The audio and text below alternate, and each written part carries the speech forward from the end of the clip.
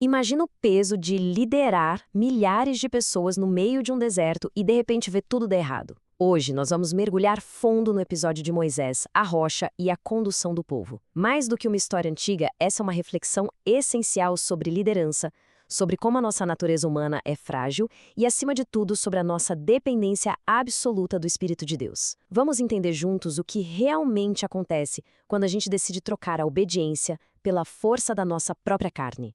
O cenário aqui, gente, é de pura tensão. Imagina a cena. Moisés e Arão tinham acabado de enterrar a própria irmã, Míriam. Eles estão ali no deserto de Zim, vivendo aquele luto pesado, a dor real da perda. E aí, de repente, o povo percebe que a água acabou. E, em vez de oferecer consolo ou ter um pingo de compaixão pela liderança, o que a multidão faz? Eles se rebelam. Confrontam Moisés com uma pergunta dura e implacável. Por que vocês nos trouxeram para esse deserto? Para a gente morrer aqui? Parte 1. O luto e a murmuração. É impressionante ver como a natureza humana reage quando é colocada sob pressão, não é?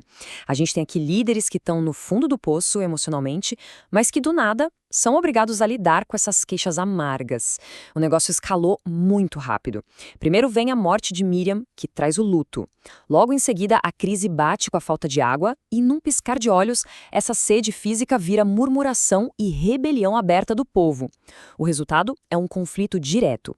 A sede do corpo deles rapidamente revelou a verdadeira doença que estava no coração: a incredulidade contra a condução de Deus. E, se a gente for bem honesto, isso fala demais sobre nós hoje.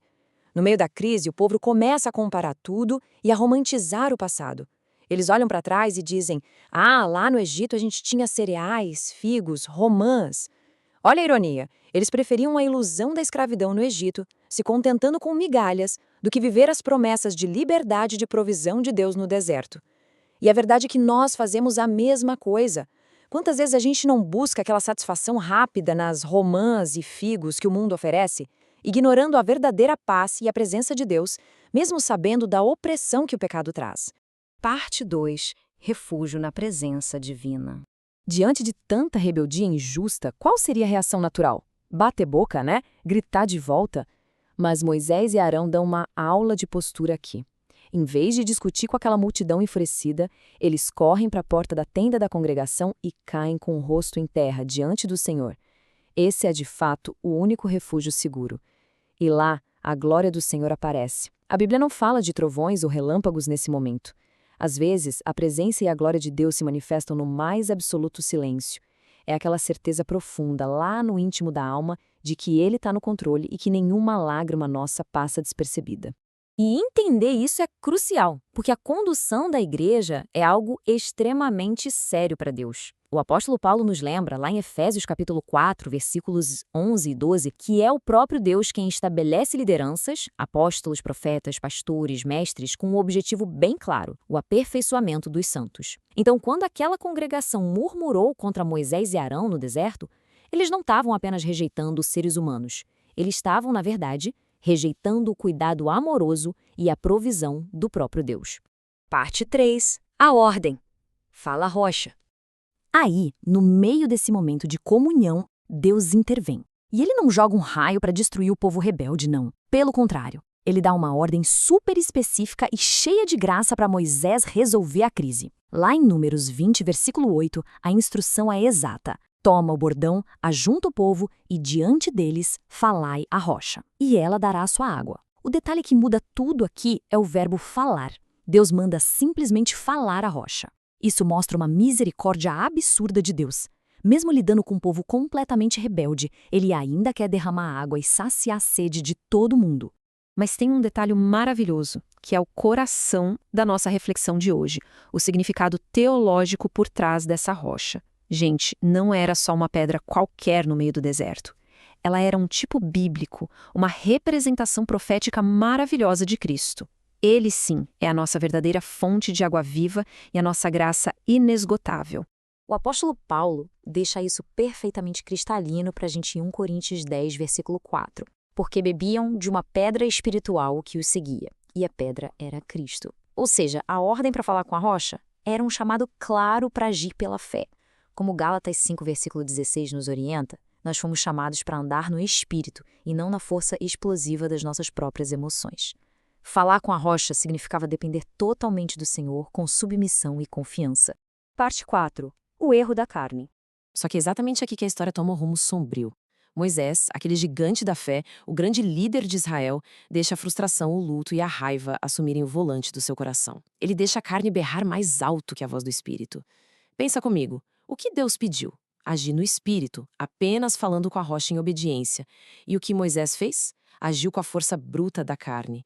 Ele se virou para o povo com raiva, chamou todo mundo de rebelde e criou um espetáculo pessoal exaltando a si mesmo, dizendo: "Por acaso faremos sair água desta rocha para vocês?" Aí ele levanta a mão e bate na rocha.